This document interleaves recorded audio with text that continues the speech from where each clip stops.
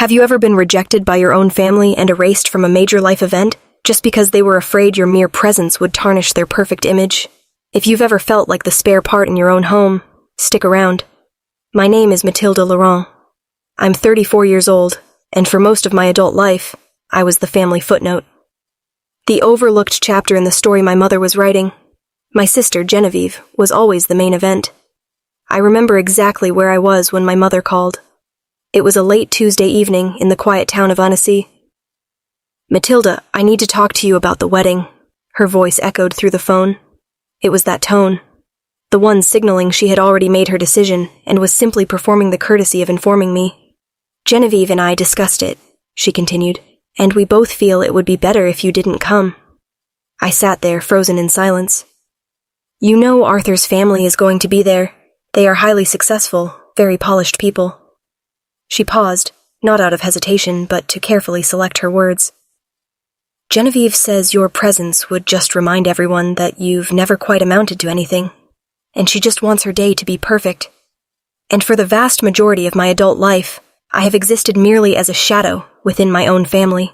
I was the blurred, ugly footnote hastily crammed at the bottom of the page in the grand novel my parents had dedicated their lives to writing.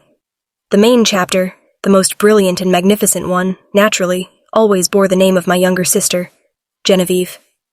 In front of me, 3 high-powered monitors hummed, casting a cold, clinical blue light across my face. On the center screen sat a highly classified PDF document, the M&A prospectus. The numbers had been scrubbed clean, the deal structure was flawless.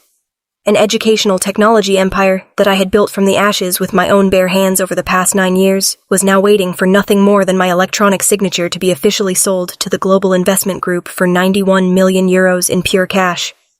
Suddenly, my cracked smartphone, lying haphazardly on the oak desk, began to vibrate violently, shattering the rhythmic clatter of my mechanical keyboard. The screen lit up, illuminating a jagged crack running down its center, the casualty of a drop last month that I simply hadn't bothered to fix. A single, authoritative word flashed on the display. Mom. The survival instincts I had honed living in that house screamed at me to ignore it, but the lingering remnants of ingrained obedience forced my hand. I swiped the screen and pressed the freezing phone to my ear. "Matilda, cancel your train ticket. I've already called the hotel in Chantilly and canceled your room." Her voice cut through the line instantly. No greeting, no asking if I was busy. It was shrill, cold as a razor blade, and carried the unmistakable cadence of someone who believed she held the absolute power of life and death over my choices. My hand, resting on the computer mouse, froze in mid-air. I blinked, trying to process the words that had just been shoved into my ear. "What did you say?" "Genevieve's wedding is this Saturday. The itinerary is set." "Exactly," my mother hissed, her tone bone-dry, entirely devoid of any maternal warmth. "Genevieve and I have sat down and discussed this thoroughly. The whole family has come to an agreement that your presence would be a disastrous mistake, a liability that this family simply cannot afford. It is best if you do not show your face at the wedding." I sat stunned, my chest tightened as if someone had crushed my lungs, my heart skipping a painful beat. "Not show my face? I am her biological sister. Are you banning me from my own sister's wedding?" "Yes, consider it a ban." A rustling sound echoed from the other end of the line. Immediately, the ear-piercing, hysterical screech of Genevieve pierced my eardrum. They had put me on speakerphone so the entire family could gather around and pass judgment. "Do you have no shame at all, Matilda? Asking why?" Genevieve snapped, spitting out every word with the bitter venom of absolute contempt. "Take a good look in the mirror at your pathetic self. What were you planning to wear to the Chateau de Chantilly? Some rags you picked out of a thrift store dumpster? Were you planning to drive that squeaking, cracked dashboard piece of junk Peugeot and park it next to the fleet of Bentleys and Rolls-Royces of Arthur's friends? Do you want me to die of humiliation in front of my in-laws?" "Genevieve." I forced the bitter lump down my throat, trying desperately to keep my voice steady. "I can take a taxi from the station, and I have enough money to buy a decent dress. I'm going there to watch you in your wedding gown, to give you my blessing, not to steal your spotlight." "Blessing? What gives a piece of trash like you the right to give me a blessing?" Genevieve shrieked, losing all semblance of control. Her vanity entirely eclipsed whatever shred of humanity she had left. "Do you even know who the Kensingtons are? They are the elite. My mother-in-law is the matriarch of one of the most ruthless financial dynasties in London. Arthur's friends are all venture capitalists, powerful shareholders. And what are you? What the hell are you in this society? I remained silent, my hand unconsciously gripping the edge of the desk until my knuckles turned stark white. You are just a 34-year-old total failure. Genevieve didn't let up, firing her cruel words like a machine gun. No husband, no assets, not even a proper job title.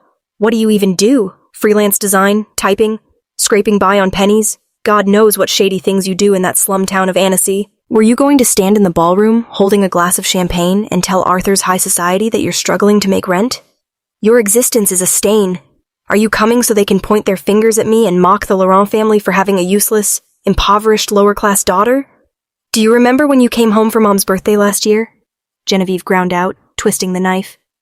You wore that jacket with the frayed sleeves, and Mom's friends looked at you like you were a beggar. I had to walk away because I was so embarrassed.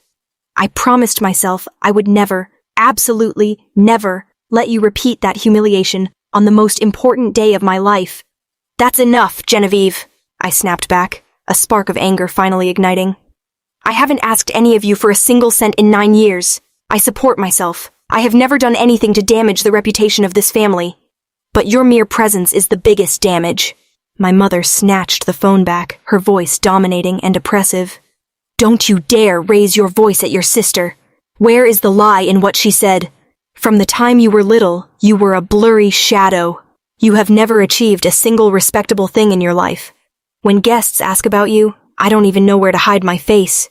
I had to lie and say you were studying abroad just to cover up your pathetic makeshift career. Do you realize that? Every word my mother spoke was like a poisoned spear driven deep into my chest. She didn't care if I lived or died. She only cared about the mask of prestige she wore. Arthur is the perfect launch pad for Genevieve, my mother continued, sharp as a blade. This family has gambled all its honor on this marriage. Genevieve is radiant. She is the sole pride of our bloodline. Your appearance will shatter that perfection. You will drag the class of this family straight into the mud. So, in your eyes, I'm just a burden cluttering up your flawless formation? I smirked, a devastatingly bitter smile breaking across my face. Matilda, do not use that insolent tone with your mother. My father, the man who always cloaked himself in a hypocritical cape of justice, finally spoke up. His voice was deep, warning. You need to learn how to sacrifice. You are the older sister. If you can't make anything of yourself, the least you can do is not block your sister's path to success. Think about your car. It leaks oil all over the driveway. Arthur is a man who loves cleanliness and perfection. People will look at your sloppy demeanor and judge the educational foundation of this house. Accept the truth, child. You do not belong in Arthur's high society. We are just trying to protect you from their scrutiny. High society? I laughed out loud, the sound slipping through my teeth, freezing cold. Just for a high society label and a few of Arthur's investment buddies, this family is willing to trample and throw away their own flesh and blood like a pile of garbage? It's exactly because you cling to this stubborn, thorny, ungrateful attitude that you are as pathetic as you are today, my mother hissed in fury. In short, the decision has been made. You are not permitted to step foot in the Chateau de Chantilly. If you dare to show your face... Then what? I asked, my voice turning to ice. Then I will have the security team throw you out onto the street like a stray dog, Genevieve screamed into the phone. I've already put your name on the blacklist at the security gate. Don't do something stupid and embarrass yourself. You've brought me enough shame for 34 years. Just do me a favor and disappear from my life.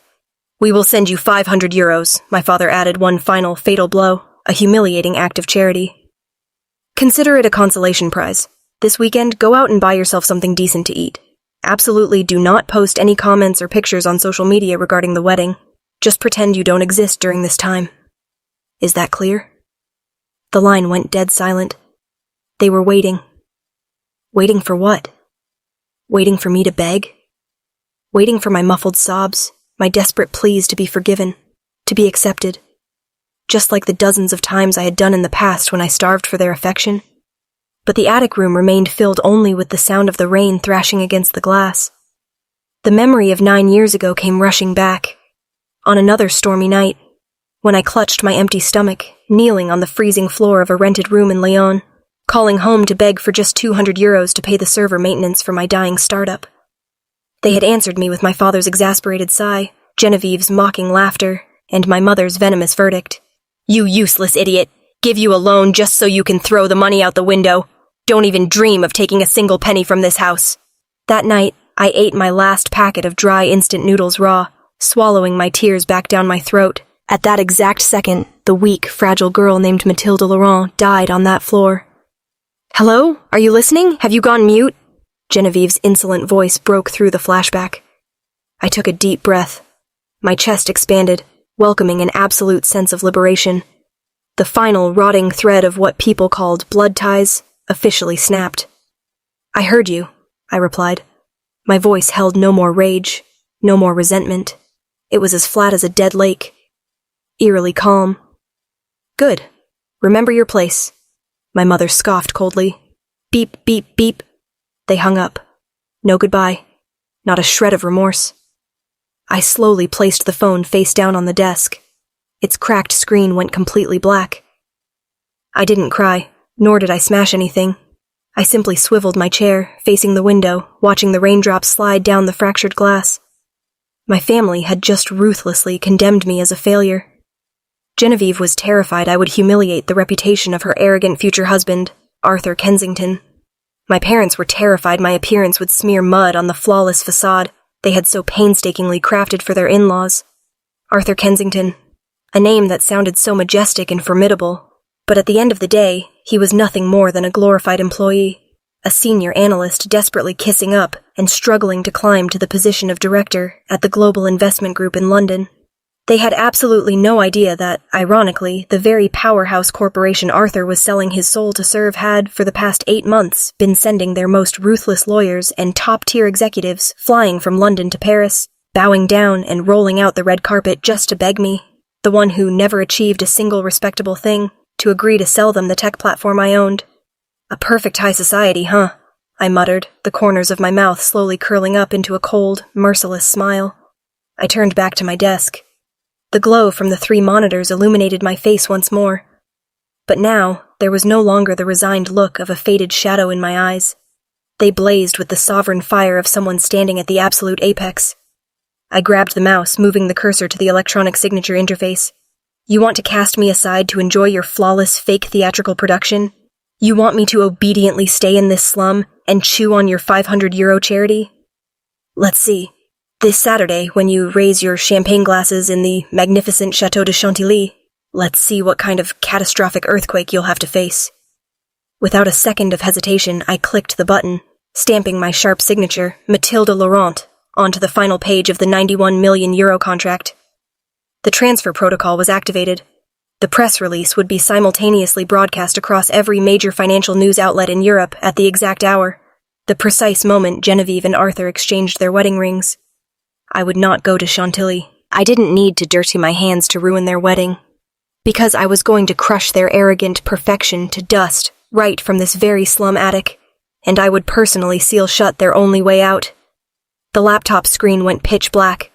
The €91 million contract was officially encrypted and dispatched. That colossal, life-altering fortune was now entirely and legally in my name. But instead of bursting into tears of joy or screaming in triumph, I simply leaned back in my cheap chair and smirked. Why did I meticulously hide my immense wealth for 9 long years? Why would a multi-millionaire CEO deliberately hole up in a leaky, drafty attic in a slum and drive a prehistoric, broken-down wreck of a car? The answer is painfully simple. Because my flesh and blood are a flock of scavenging vultures. Memories violently yanked me back to a storm-battered night exactly 9 years ago. I was 25. I had just successfully finalized the sale of my very first educational tech startup in Lyon. My bank account had just exploded with a staggering, unbelievable number, €1,200,000 in pure cash. Won €2 million at the age of 25. I had jumped up and down in my cramped, freezing rented room, crying hot tears of pure, unadulterated euphoria. The primal, pathetic instinct of a child desperately craving her family's validation urged me to catch the midnight train from Lyon straight back to Annecy. I wanted to march into the house and slam that bank statement down on the dinner table. I wanted to scream in my parents' faces, "Look at this! The weird, eccentric daughter you always wrote off just did it! I am a millionaire!" But I never got the chance to utter a single word. The moment I pushed the front door open, the excited smile died on my lips, The entire family was gathered around the grand dining table, popping champagne to celebrate Genevieve landing a junior internship at a prestigious Parisian law firm. The second my mother saw me standing in the doorway, her proud smile instantly vanished, replaced by a deep, disgusted scowl. "What the hell are you doing crawling back at this hour?" she snapped, aggressively slamming her silver fork down onto the glass table. "You reek of the public train, and your clothes are a wrinkled, pathetic mess. Can't you see we have important guests?" The guest in question was Genevieve's new flavor of the month, a rich, snobby heir who was looking at me like I was something he had scraped off his shoe. Genevieve glared daggers at me, hissing viciously through her perfectly whitened teeth. "What the hell are you doing here, Mathilde? I explicitly told you not to show your face this week. Are you trying to humiliate me on purpose?" I stood frozen in the doorway, my knuckles white as I gripped the straps of my worn-out canvas bag, the bag that held the printed bank statement. I have some really good news for the family. I stammered, the excitement draining from my veins. "Good news." My father let out a harsh, contemptuous bark of a laugh. "What good news? Did your garbage internet tutoring network finally scam a few more broke high school students? Or are you just here to beg for our money to throw into that trash heap of a startup?" "Dad." I snapped, my chest heaving with sudden indignation. "It's not a trash heap. It's a highly scalable platform." "Shut your mouth!" My mother slammed her hand flat on the table, pointing a manicured finger right between my eyes. "Look at your sister. Genevieve is about to step into elite Parisian high society. And you, 25 years old and still hiding in a dingy room playing internet hustler." When Aunt Marie asked what you did for a living this morning, I was so utterly humiliated, I couldn't even bring myself to claim you as my own daughter! "Do us all a favor, drop this low-class gig and go apply for a real, entry-level job like a normal human being." Genevieve's rich boyfriend let out a soft, mocking sneer. Emboldened by her audience, Genevieve flipped her golden blonde hair and delivered the fatal blow. Does she even know what self-respect is, Mom? Real founders look like executives. She looks like one of those cheap scammers you see on the internet. Your very existence in this house is literally a roadblock to my future? Exactly. My father coldly finalized, not a shred of paternal warmth in his eyes. Stop dragging this family's honor through the mud. Know your place and move out. Come back when you actually have a decent office job and can afford a proper tailored suit. Until then, do not pollute my living room with your ragged presence. They dumped their words on me like toxic waste. Not a single person asked if I was tired from the journey. Not a single person asked if I was hungry. In that exact, suffocating moment, the phone in my jacket pocket vibrated. A secure bank notification. 200,000 euros safely secured and locked in your account. I stood there in the dead silence, staring at the faces of my own blood relatives. Faces twisted with absolute, unfiltered disdain. Suddenly, a freezing jolt of electricity shot down my spine. The overwhelming self-pity that had gripped me instantly evaporated, replaced by a terrifyingly cold, ruthless, and hyper-logical clarity. If I pulled out that 1.2 million euro bank statement and threw it on the table right now, what would happen? Would they drop to their knees and apologize? Would they finally love me? No. They would instantly mutate into a swarm of bloodthirsty leeches. My mother's face would morph into a mask of fake sweetness, and she would immediately manipulate me into buying a luxury penthouse in Paris for Genevieve so she could keep up appearances with her wealthy new boyfriend. My father would use his toxic parental authority to force me to pump hundreds of thousands of euros into his dying, mismanaged insurance firm. Those aunts and uncles who were constantly sneering at my clothes would suddenly be camping on my doorstep, begging for bridge loans they would never repay. They would suck me completely dry. They would violently strip me of my hard-earned achievements and drape the spoils all over their precious, golden child, Genevieve. Family. The very thing I had been desperately craving was actually just a bottomless contract of extortion. I slowly let my hand drop from my bag. The bank statement remained buried in the dark. Okay, I understand. I'm sorry. I'll leave right now. I turned on my heel and walked out of that toxic house into the freezing dead of night. From that exact second on, the first secret was buried forever. I immediately locked the 1.2 million euros into a blind trust managed by a ruthless, top-tier law firm. My family wanted me to be a low-life, pathetic loser. Fine. I would give them the performance of a lifetime. I would play the ultimate loser for them. 9 years passed. Cut to the present day. Welcome to La Défense, the ruthless, Hyper-expensive, beating financial heart of Paris. There is absolutely no room for blurry, pathetic shadows here, on the 35th floor of a towering glass skyscraper that pierces the Parisian skyline. I stand, Mathilde Laurent, CEO and sole founder of the largest educational management platform in France. I do not wear thrift store rags here. I am clad in bespoke, razor, sharp Tom Ford suits. I walk in pointed Christian Louboutins that click with deadly precision against the imported Italian marble floors. Hundreds of the industry's most elite engineers and financial experts bow their heads in respect when I walk past. I am a true apex predator in the business world.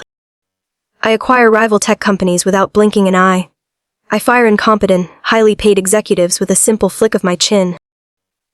The most formidable billionaires and venture capitalists in Europe have to book a month in advance just to get 15 minutes of my time over a cup of espresso.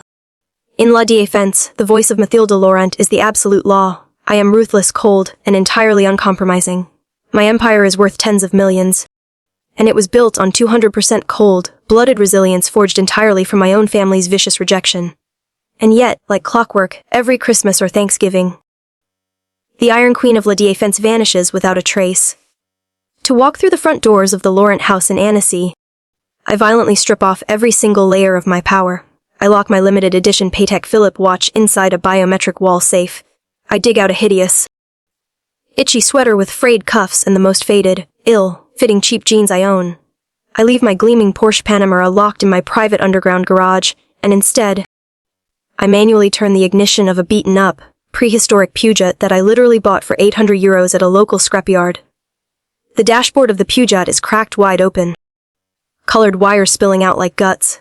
The engine groans and sputters like a dying old man on life support. The brakes squeal so horribly it hurts the ears. And I deliberately drive that massive pile of scrap metal hundreds of kilometers home, making sure to park it right in the dead center of the driveway so the black, sludgy engine oil drips relentlessly onto my father's pristine, perfectly tiled courtyard. Last Christmas was a flawless, masterclass testament to this theater.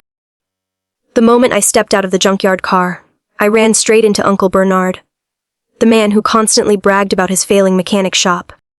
He took one look at my Peugeot and literally spat on the ground in disgust.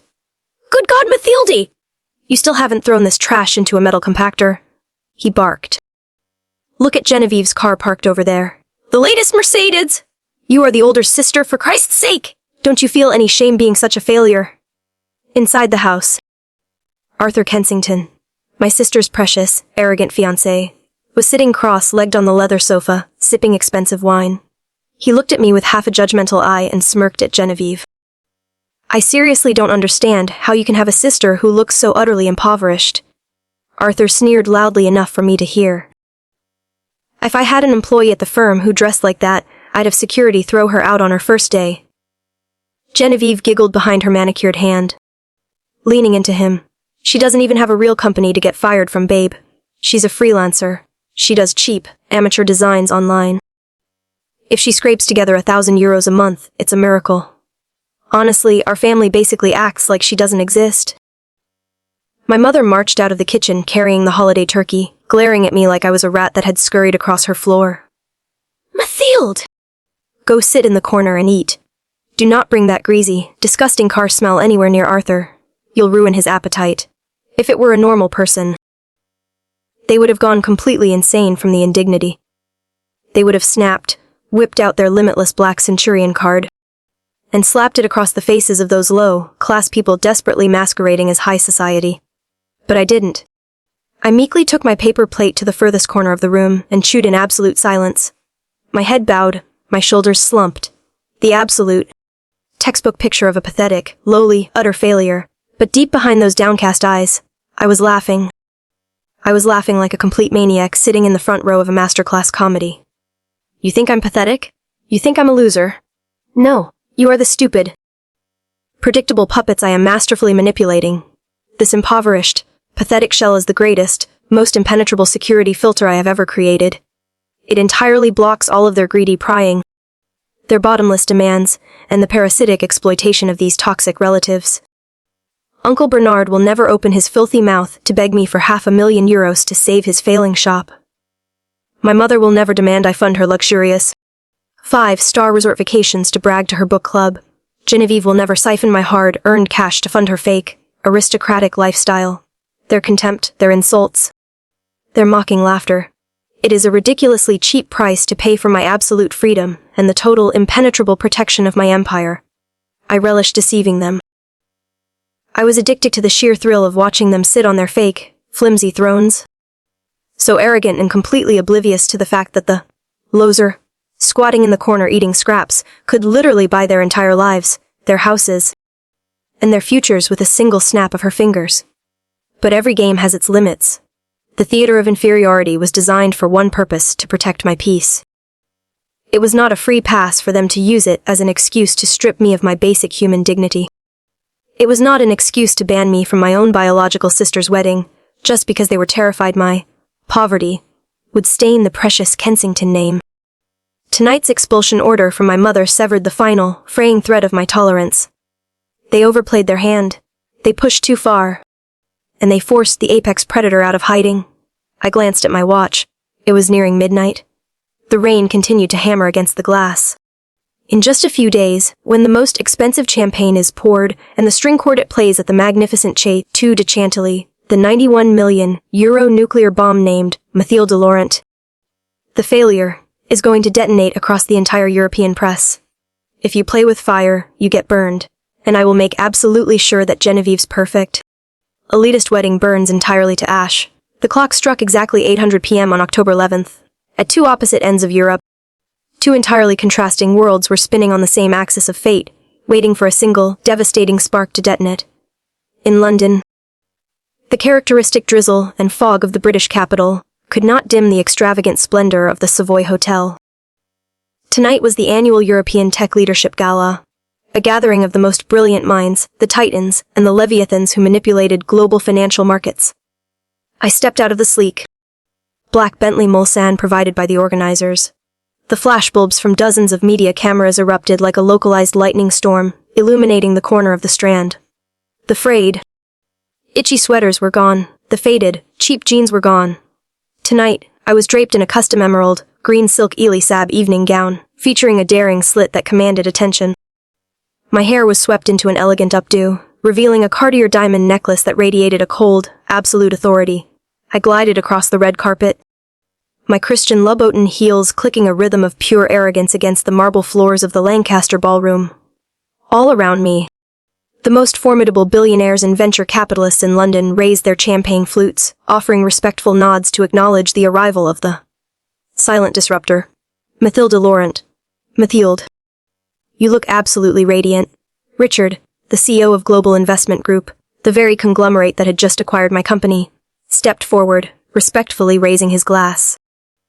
Only an hour and a half until the press embargo lifts. The world is about to bow at your feet. I lightly tapped my crystal flute against his, the golden liquid bubbling, a smile sharp as a scalpel curving on my lips. Thank you, Richard. I am simply taking back the spotlight that was always rightfully mine. At that exact moment, 400 miles to the south, the Château de Chantilly in France was bathed in a completely different kind of light. The blinding, gaudy glare of ultimate vanity, tackiness, and profound fake perfection. Genevieve and Arthur Kensington's wedding was transitioning into the evening reception.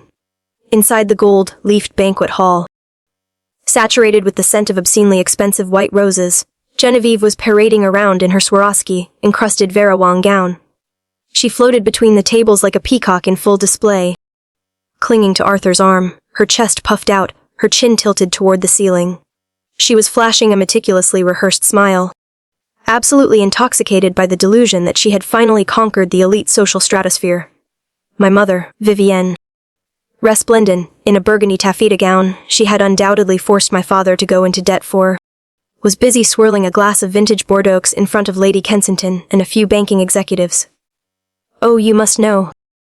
The Laurent family has always prioritized absolute excellence in education. My mother trilled, her voice dripping with theatrical pretension. Genevieve is our flawless masterpiece. She is brilliant, beautiful, and born to stand in elite circles such as this. Lady Kensington, a formidable British aristocrat with cold, assessing eyes, took a measured sip of her wine and asked nonchalantly, I was under the impression you had an older daughter as well. Mathilde, wasn't it? Why isn't she here to celebrate her sister's union? The question landed like an invisible slap. My mother's face instantly stiffened, and a muscle twitched in Genevieve's jaw. But their masks of deceit were thick. My mother immediately let out a heavy, aristocratic sigh, morphing her expression into one of dignified sorrow. Mathilde, the poor dear, she has severe social anxieties and struggles to hold down even part-time jobs in a remote slum town. She called me crying this morning, utterly ashamed that she didn't own a single decent dress. She was terrified of embarrassing your esteemed family. What could we do? She has always been the tragic failure of the family, you understand. Her absence is honestly for the best, to keep tonight's atmosphere pure and sophisticated. Arthur, standing right beside them, let out a smug, contemptuous chuckle and stroked Genevieve's hand. A very wise decision, Vivienne. We certainly don't need bottom feeders ruining a high-class night. They clinked their glasses. They danced and rejoiced upon the grave of my dignity, utterly delusional inside their fortress of fake superiority. But the clock did not stop. 900 p.m. 0 hour. Inside the Lancaster ballroom at the Savoy, dozens of smartphones tucked inside the tailored tuxedo pockets of the financial elite began to vibrate simultaneously. The press embargo was officially lifted. Across the world's most massive financial news platforms, Bloomberg, the Financial Times, the Wall Street Journal, Forbes, a blazing red, bold headline erupted like a seismic shockwave tearing through the European markets. He exils us av hysterische DTH M&A. Telde Jolan sells PLF arm to Elan Vistament Giro Pifart 90 man Meldovioni Cage? Right beneath that explosive headline was the cover portrait I had shot exclusively for Forbes a few months prior. In the photo, I was wearing a commanding, charcoal, gray bespoke suit. My eyes cold, ruthless, and piercing straight through the lens. Forbes added a brutal sub-headline. From the shadows to tech royalty, the ruthless rise of Mathilde Laurent. My phone began vibrating violently with hundreds of congratulatory messages from board members, partners, and hypocrites who suddenly remembered their old friend. I ignored them all. I slowly raised my champagne glass to eye level, turned my gaze south toward France, and whispered the lethal smirk, "Happy wedding day, dear sister." At that very second, inside the grand hall of Chantilly, the string quartet was playing a smooth, romantic waltz. Arthur Kensington, having just finished his first dance, excused himself from his bride and stepped out onto the marble balcony to light a Cohiba cigar. The inherent nature of a venture capital analyst is a relentless hunger for money and information. Even on his wedding day, he couldn't break the habit of pulling out his phone to check the Bloomberg app for market fluctuations. Arthur took a long, arrogant drag of his cigar, blowing the smoke into the crisp French autumn air. His thumb swiped down on the screen to refresh the feed, and then his thumb froze. Arthur's pupils dilated so wide they nearly tore through his irises. It was as if he had just witnessed a demon crawling out of hell. The absurdly expensive cigar slipped from his trembling fingers, hitting the marble floor and sending a shower of red, hot sparks over his polished Oxford shoes, but he didn't even flinch. What the absolute fuck is this? Arthur hissed through his teeth, his voice cracking into a breathless wheeze. He shoved his face inches from the glowing iPhone screen, his lungs suddenly forgetting how to draw air. The headline screamed at him, or 91 million cash acquisition. But the detail that instantly turned the blood in his veins to solid ice was the name of the buyer, Global Investment Group. That was his parent company. That was the ruthless, unreachable conglomerate he slaved away for day and night. That was the board of directors he spent his life bowing down to, begging and kissing boots just in the pathetic hope of securing a mid-level management promotion. And that colossal titan of a company had just wired 91 million euros. A sum of money Arthur couldn't earn if he worked for 100 lifetimes, to acquire the tech empire of a woman named Mathilde Laurent. Arthur's hands began to shake violently. Frantic, dripping with cold sweat despite the chill, he scrolled down. The high-resolution portrait filled the screen. Those sharp, piercing eyes, that commanding jawline. He blinked rapidly, desperately trying to wake up from this impossible nightmare. It couldn't be. It looked too similar. This face shared an 80% resemblance to his wife, Genevieve.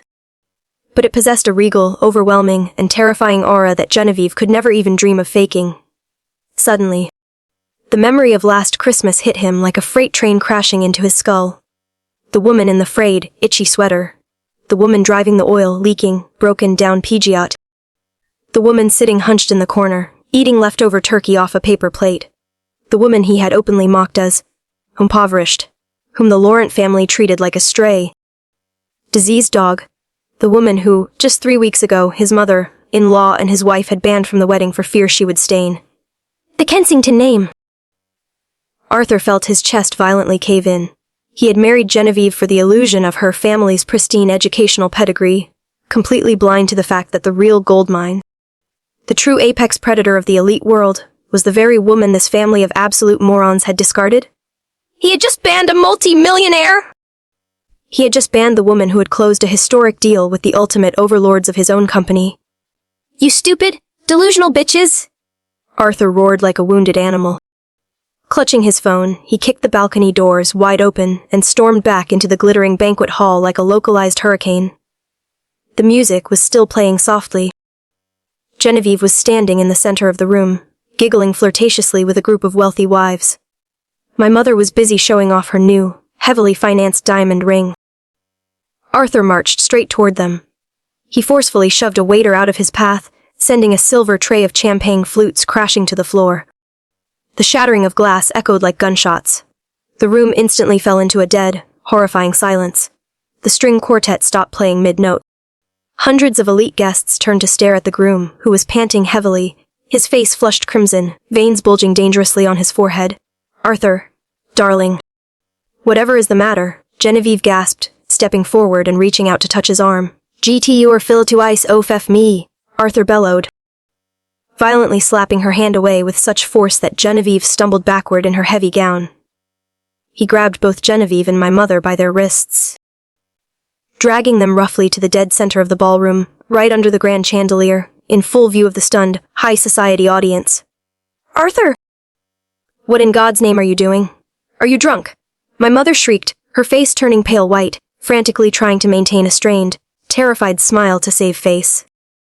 Arthur didn't say a word. He violently shoved his large iPhone screen directly into Genevieve's face, holding it so close it almost hit her nose. Open your blind, pathetic eyes and look at this, he snarled, every syllable dripping with pure venom. What did you tell me your sister was? A parasite? A broke freelancer? You said she would pollute this wedding. Genevieve, trembling uncontrollably, forced her eyes to focus on the screen. My mother craned her neck to look. The entire ballroom seemed to freeze. My mother's eyes rolled back, her mouth dropping open in a silent, suffocating gasp. Genevieve stumbled backward, shaking her head frantically, every ounce of blood draining from her face. No, this is impossible, Genevieve stammered, her voice high-pitched and breathless, like she was being strangled. It's a tabloid. That bitch must have paid someone to write a fake article. She doesn't have a company. She drives a piece of junk. Tabloid? Arthur let out a maniacal, bone-chilling laugh that echoed off the high ceilings. He lunged forward, grabbing Genevieve's wrist and squeezing it until she whimpered in pain. Are you mentally deficient or just blind? This is Forbes. She just sold her tech empire for 91 million euros in pure cash. Do you hear me? 91 million euros. And the buyer is the absolute highest level of my own board of directors. A collective gasp ripped through the ballroom. Whispers erupted like a disturbed hornet's nest. Lady Kensington, standing nearby, turned a ghastly shade of gray. She marched forward, snatched the phone out of her son's hand, and quickly scanned the article. When she looked up at my mother, her eyes held the most profound, absolute disgust a human being could muster. Vivienne. Lady Kensington's voice was absolute ice. You just stood there and told me your eldest daughter was a pathetic, socially inept failure who was too ashamed to show her face. She is Mathilde Laurent, a newly crowned titan of the European tech industry. And you banned her from this wedding just to protect the cheap, tacky illusion of this spoiled brat. No, please, Lady Kensington, you must let me explain. My mother babbled hysterically, her legs giving out, sweat ruining her expensive, carefully applied makeup. That wretch girl, Mathilda, she hid it from us. We had absolutely no idea. She deceived her own family. Ina Yuch, Arthur roared, turning his murderous glare back to his mother-in-law. You are a family of empty, delusional frauds. You treated a literal titan like a stray dog just to protect your pathetic, imaginary superiority. Do you have any idea what your cosmic stupidity just cost me? She could have elevated me straight to the board of directors with a single phone call. He spun around to face Genevieve, who was now sobbing hysterically into her hands, her mascara running down her face in ugly black streaks. You always thought you were the winner, didn't you, Genevieve? Arthur sneered, stepping into her space. You thought you stood so far above her. Look at yourself now. Your entire existence is nothing but a grain of sand beneath her heel. She didn't skip this wedding because she was afraid of ruining it. She skipped it because your tacky, pathetic circus isn't even worthy of her stepping foot in it. With a final roar of disgust, Arthur hurled his crystal champagne glass at the marble wall, shattering it into 1,000 pieces. He turned his back on the crying bride and stormed out of the banquet hall, abandoning her at her own reception. My mother swayed on her feet, clutching her chest as she collapsed onto the floor beside a banquet table. She was completely surrounded by the mocking whispers, pointing fingers, and absolute contempt of the entire high society she had worshipped. The arrogant, elitist mask she had spent decades meticulously crafting was entirely obliterated by the 91 million euro nuclear bomb dropped by the failure she had cast aside. It was unsalvageable. On that night of reckoning, there were no blessings at the CHANNELSilent de Chantilly. There was only the deafening sound of a ridiculous, delusional vanity being crushed to dust beneath the absolute weight of the truth. I stepped out of the massive, carved oak doors of the ballroom. The Savoy Hotel welcomed me with a long, hushed corridor, its thick velvet carpet swallowing every sound. Behind me, the heavy doors closed, locking away the clinking of crystal champagne flutes, the melodic strings, and the overwhelming applause of Europe's financial titans. In my hand, my smartphone vibrated frantically in short, violent bursts like a bomb about to detonate. It had been ringing continuously for the last 15 minutes. The screen was littered with missed calls, 7 from my father, 12 from Genevieve, and now the name, Mum, was flashing relentlessly in the cold glow of the screen. I leaned back against the cool marble wall, closing my eyes for a single second to savor this absolute silence. The silence of someone who had just smashed the fake thrones of those who styled themselves as gods. Then, with a brutally calm demeanor, I swiped the screen and brought the phone to my ear. Before I could even utter a word, a chaotic, ear-piercing, and manic wave of sound slammed into my eardrum, cutting across hundreds of miles from France to England. It was a symphony of destruction. Through the line, I clearly heard the shattering of glass violently splashing across a hard floor. I heard the hysterical, ear-piercing, and desperate sobbing of Genevieve. A cry completely devoid of any dignity. The wail of someone who had just been kicked from the peak of vanity straight into the mud. I heard the sharp, freezing, and utterly contemptuous voice of Arthur's mother shouting over everything else. A bunch of cheap frauds! You are an absolute disgrace! Call everything off immediately! Our family will never accept such low-class, deceitful in-laws. And mixed within that chaotic, desperate mess was the choked, broken panting of my mother, Mathilda. Her voice trembled, weak and fractured. Where was that shrill, superior, and authoritative tone she had when she banned me from the wedding 3 weeks ago? Where was the arrogant cadence of a woman who always viewed herself as the epitome of perfection? Now, that voice was nothing but the sheer panic of someone drowning in a raging river, desperately clutching at a rotting branch. Mathilde, what is happening? Tell me. Tell me it's just a rumor? The journalists, they printed fake news, right? You need to speak up and correct it right now, please. Everything is a disaster here. She spoke as if she were biting her own tongue, every word laced with pathetic begging. I stood up straight, the corners of my mouth curling into a cold smile. The air in the corridor seemed to freeze with every word I was about to say. There is no fake news, Mother, I replied, my voice crisp, flat, and devoid of a single ripple of emotion. 91 million euros, paid entirely in cash. The deal was finalized an hour ago. Everything the press is publishing, from the title of chairwoman to that massive fortune, is the absolute truth. No. That's impossible. My mother let out a harrowing shriek, as if someone had just plunged a knife into her chest. You're a freelancer. You live in a dump. You drove that broken-down wreck of a car home. How could you? How could you own a company worth that much? You lied to your family. You hid this from us. Lead. I laughed out loud. The clear but lethal sound echoed down the empty corridor. I never lied to you. I simply allowed your own arrogance, shallowness, and rotting prejudice to blind you. There was a scuffle on the other end. My father had snatched the phone. His voice roared, desperately trying to use the authority of a patriarch to salvage the last crumbling pieces of his dignity. Mathilde, what kind of daughter are you? You have money. You have status, and yet you stood by and let your family be humiliated in front of your sisters-in-laws. Do you know the groom's family just called off the wedding right in the middle of the hall? Do you know they screamed in our faces that we are empty frauds? Why the hell did you stay mute for all these years? Do you even consider this house your family? Family? I gritted out, the fire I had suppressed for 10 years finally unleashing, burning everything to ash. You ask why I stayed silent. Ask yourself and the people in that house. 10 years! For 10 grueling years, I was treated as the stain of this bloodline. From the moment I started dabbling in business, not a single person in that house ever asked if I was tired, or if I needed help. You only knew how to criticize, mocking me as a low-class hustler who tarnished the fake intellectual label you draped over yourselves. 9 years ago, when I was on the brink of bankruptcy, I called home begging for a sum that Genevieve spends on a single dinner. What did you say? You called me useless trash and forbade me from touching a single cent of this house's money? My father choked on his words. The other end of the line was filled only with heavy breathing and my sister's howling cries. I gnawed on raw instant noodles and stayed awake for thousands of nights to build this empire with my own bare hands. I continued, my voice sharp as a razor, slicing through their final delusions. I actually planned to tell the family the moment I made my first million at 25. But when I walked through the door, what did I get? Expulsion. You were disgusted by my appearance. You humiliated me just to flatter Genevieve's rich boyfriend at the time. In that exact second, I realized a brutal truth. You people didn't need a daughter named Mathilde. You just needed a gold mine to bleed dry, to fund the fake high society facade you so desperately craved. Mathine, I'm begging you. My mother's voice returned, mingled with pathetic sniffling. She had snatched the phone back. I was wrong.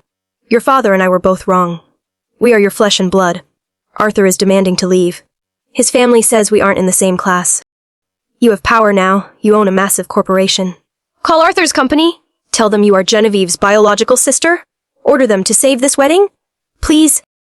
The honor of our family. Your sister's honor. I closed my eyes. Pure revulsion rose to my throat. How absolutely sickening. Even now. When the slap of reality had struck her right in the face, she felt absolutely no remorse for the trauma she had inflicted on me. She wasn't begging out of regret. She wanted to weaponize my power to salvage her tacky circus called family honor, to save her precious daughter's opportunistic marriage. You still don't get it, I said, my voice dropping, thick with an utterly ruthless detachment. You think I hid my identity because I wanted revenge? No. I stayed silent out of disgust. My silence is the result of 10 years of being despised by my own family. I played the role of a pathetic pauper because it was the only way to block your bottomless greed. 3 weeks ago, you called me. You personally banned me from this wedding. You said my presence would humiliate Genevieve because I had never achieved anything. You were terrified my clothes and my car would pollute the eyes of her in-laws. You orchestrated a grand theatrical production, hiding my existence, lying to them that I was some diseased outcast hiding in a slum just to protect your rotting perfection. And now, when that web of lies is ripped apart, when the elites you worshipped spit in your face, you demand that I step in and clean up the garbage you created. You're a monster! Genevieve's voice shrieked from a distance, piercing the microphone like nails on a chalkboard. You purposely chose today to release the news. You did this to humiliate me! You're jealous of me! You ruined my life! I burst out laughing. The most genuinely free and exhilarating laugh I had experienced in a decade. Jealous of you, Genevieve. I dropped the words, each one carrying the weight of an anvil. What gives you the right to think the chairwoman of a 91 million euro platform would be jealous of you? You are just a hollow parasite feeding on our parents' fake applause. I didn't choose today to ruin your wedding. The financial market has its own schedule. The fact that your arrogant husband coincidentally read the news and realized you're nothing but a pathetic liar. That is simply karma. The universe always has a fantastic sense of humor. Mathilde, don't speak so heartlessly. My father interjected again, his voice carrying a weak, desperate threat. No matter who you are. Your last name is Laurent! You can't just stand by and watch your family drown. No, father. I cut him off firmly. My lungs expanded, filling with the cool, crisp air of absolute freedom. The Mathilde Laurent you knew died rotting on the floor of a freezing rented room in Lyon 9 years ago. The daughter who constantly craved your validation, who silently endured your abuse, is dead. The person speaking to you right now is someone you will never, ever be qualified to reach. I took a deep breath. The corridor smelled faintly of cedarwood and supreme luxury. This is our last conversation. From this moment on, I am officially erasing you from my life. Enjoy the ashes of the perfection you worked so hard to build. Do not ever try to contact me again. Mathilde, wait! Mathilda. The desperate screams of my mother, the agonizing wails of Genevieve, my father's cursing, all the chaotic, ugliest, and worst sounds of that family erupted simultaneously. But I didn't care anymore. I firmly pressed my finger against the red end call button on the screen. The noise was instantly severed. Absolute silence returned to the hotel corridor.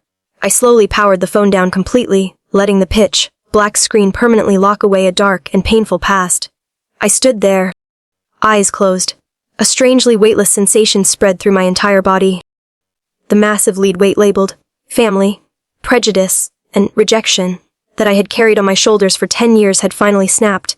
It plummeted into the abyss, shattering into dust. I didn't feel a petty, vindictive triumph. I only felt a profound, absolute, and total peace. True liberation. 9 grueling years of playing the absolute bottom feeder were over. I slowly opened my eyes. The crystal chandeliers cast a regal golden light over my evening gown. I stretched my shoulders, smoothed out the invisible creases in my dress, and confidently swept my hair behind my back. The massive oak doors swung open. The melodic sound of the waltz poured out. With my head held high, I took firm, authoritative steps back into the brilliantly lit banquet hall, where my true world, the world of those who conquer through sheer talent and grit, waited with open arms. The most devastating destruction doesn't come from bombs or fire. It comes from having your mask of vanity violently ripped off in broad daylight. In the weeks following that fateful night at the Savoy, I stood at the absolute apex of the European tech industry, casually sipping espresso in my multi-million euro Parisian penthouse. Meanwhile, 400 miles away, the Laurent family was burning in a living hell of their own making. The price they paid was 1,000 times more bitter and agonizing than anything I could have ever orchestrated. The wedding at Chateau de Chantilly wasn't just cancelled. It was a brutal, public social execution. The Kensington family, armed with the ruthless pride of the British elite, severed all ties instantly. Not only did they call off the engagement, but their lawyers sent my parents a massive bill, demanding full compensation for the hundreds of thousands of euros spent on the ruined reception. Citing fraud and intentional humiliation, Genevieve's so-called high society friends, the ones she had so desperately sought to impress, blocked her number and erased her from their lives overnight. As for my parents, returning to the small town of Annecy, they became the ultimate laughingstock. The very aunts and uncles who had once joined my mother in mocking me as a loser now viciously ridiculed her for being so catastrophically blind. They had literally banished a multi-millionaire from their home just to embrace total humiliation. Their precious, elegant, educated family, Fackhead, was shattered into pathetic, irreparable fragments. My new private phone was flooded with their voicemails. There were no more arrogant orders or condescending lectures. Only pathetic, desperate begging wrapped in attempts to negotiate. My mother called a dozen times a day, sobbing hysterically that she was deeply depressed, that my father was on the verge of a stroke, because the bank was threatening to seize their house to pay off the Kensington debt. She begged me to come home. She pleaded with me to issue a press release, claiming them as my family to salvage whatever microscopic shred of dignity they had left. I listened to every single voicemail with absolute, freezing indifference. I didn't block their numbers. I wanted them to confront their own pathetic reality every time they heard the hopeless dial tone. The universe's ultimate irony arrived in my LinkedIn inbox during the second week. Sender Arthur Kensington. He didn't message me through Genevieve, nor did he speak as a prospective brother-in-law. He messaged me as a desperate mid-level venture capitalist bowing down to a true apex predator, dear Mathilde. Putting all the unfortunate family chaos aside, I am writing to express my absolute admiration for what you have built.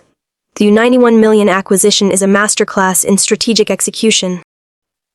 I was foolish to judge the Laurent family through the lens of their shallowness, entirely missing the opportunity to connect with their most brilliant mind.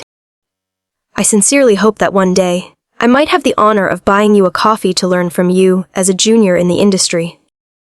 I stared at the screen, a smirk of pure disgust curling on my lips. Arthur Kensington, the arrogant snob who had sneered at my poverty, had ruthlessly discarded his fiancée and was now groveling to kiss her older sister's shoes. The elite validation my parents had literally sold their souls for was now begging at the feet of the family stain. I left the message on read and never replied. The ultimate lethal silence. By the third week, I decided to officially end this psychological torture.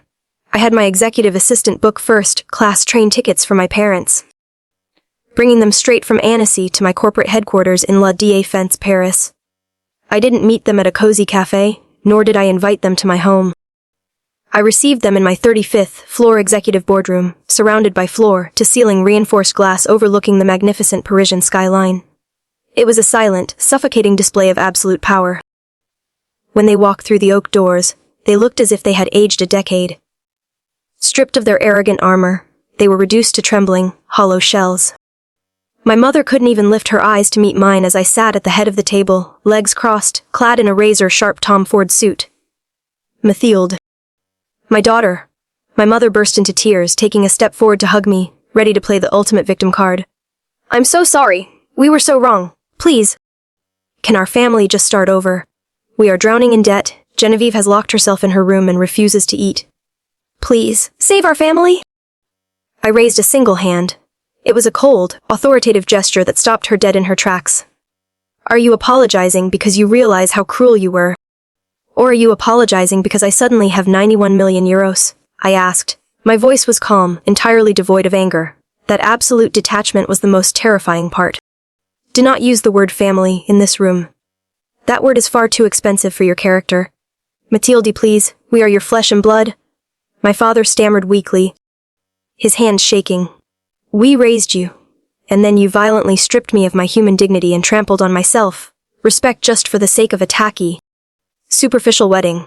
I cut him off, my eyes locking onto his like daggers. I didn't bring you here for revenge. I am a businesswoman, and I assess all investments fairly. You invested all your love, your honor, and your assets into Genevieve's vanity. Today the market crashed. You have to swallow your own losses. I slid a crisp, white envelope across the glass table. Inside is a certified check for 200,000 euros. It is exactly enough to pay off your debt to the Kensingtons and ensure you don't starve for the rest of your lives in Annecy. I stated, articulating every syllable perfectly. My mother's eyes lit up with desperate greed as she lunged for the envelope. But my next words completely shattered whatever parasitic hope they had left. But in exchange, this is the absolute final boundary. Our transaction of kinship ends here. The second you walk out of these doors, I am no longer your daughter. And you have absolutely no right to speak the name Mathilde Laurent ever again. If you attempt to use the media or relatives to leech off my name, my legal team will grind you into dust. This money is not forgiveness. It is the price I am paying to buy my absolute, permanent freedom from you. My parents froze, the check suddenly weighing like lead in their hands. They stared at me through streaming tears, finally realizing the horrifying truth. They hadn't just lost a 91 million euro gold mine. They had permanently, irreversibly destroyed the only daughter who had once desperately craved their love. I watched them turn and walk out of the boardroom, their shoulders hunched under the crushing weight of their own shame and regret. I felt absolutely zero pity. I only felt that the room had finally been cleared of trash. November arrived and the Parisian wind began to carry the biting chill of winter. I pushed open the door of a small, rustic Italian restaurant tucked away on Route 9 in the suburbs. There were no crystal chandeliers here, no waiters in tuxedos. Sitting in the quietest corner booth was Genevieve. She wasn't wearing designer labels. Her face was pale, gaunt, and entirely devoid of makeup. The collapse of her wedding, the brutal humiliation from the Kensingtons, and the horrifying reality of her loser sister's true identity had completely flayed the arrogant skin right off her bones. She was finally forced to confront what she truly was: empty. I pulled out the chair opposite her and sat down. We sat in heavy silence for a long time. Aren't you going to humiliate me? Genevieve finally asked, her voice raspy and broken. I've mentally prepared myself for you to scream at me. Does humiliating you add a single euro to my bank account? I replied dryly, taking a sip of water. I don't waste my time on meaningless activities. She lowered her head, and heavy tears began to drop onto the wooden table. They weren't the manipulative, dramatic tears of her past. It was the agonizing, belated remorse of someone who had lost absolutely everything. "I'm sorry," Genevieve choked out. "I am so genuinely sorry. If only I had known who you were. If only I had known what you had built. I never would have treated you like that." I set my glass down and looked my sister dead in the eyes. "That is exactly the problem, Genevieve," I said, my voice dropping to a serious, lethal pitch. "You said, if only I had known. That means you only offer basic human respect to people when you know they have money and power. A person's respect for their own flesh and blood should never, ever be tied to a bank statement or a title on a business card." Genevieve stiffened. My words violently stripped away the last layer of her shallowness. She buried her face in her hands, letting out a shattered sob. "I know. I was blinded by Mom's toxic praise. I thought I was a queen, but I was just a ridiculous, tacky puppet. You're right. I am absolutely nothing." We talked for 3 hours. It was the most brutally honest, painful, and genuinely human conversation the two Lawrence sisters had engaged in for 34 years. I didn't promise to buy her way back into high society, nor did I promise to fund a life of luxury for her. I simply told her that if she was truly willing to start from zero and learn how to be a decent human being, I wouldn't turn my back on her completely. Things could never return to the perfect family picture people so desperately try to paint. Water spilled on the ground cannot be gathered back, but at the very least, upon the ruins of their lies and prejudice, a new foundation, harsher, but infinitely more honest and equal, was being built. By the time we stepped out of the Italian restaurant, it was late. Genevieve hailed a cheap, local taxi, turning back to wave at me with an awkward, but genuine smile. For the first time in our lives, there was no jealousy, no contempt. I stood alone on the quiet Parisian street, pulling the collar of my trench coat up against the chill. The wind caught my hair, carrying with it a sense of absolute, unfiltered freedom. For 34 grueling years, I lived as a shadow just to survive. I endured their abuse to protect my empire. But finally, I could stand tall and breathe under the open sky. The theater of inferiority was permanently closed. The era of endurance was over. Ahead of me lay my empire, and from this night forward, Mathilde Laurent would only write the most brilliant, magnificent chapters for a life that belonged exclusively to her. If you've ever been the family footnote, the one never invited to the table, remember your goal isn't to prove them wrong. It's to build something real. The rest takes care of itself. Thank you for watching, and see you in the next story.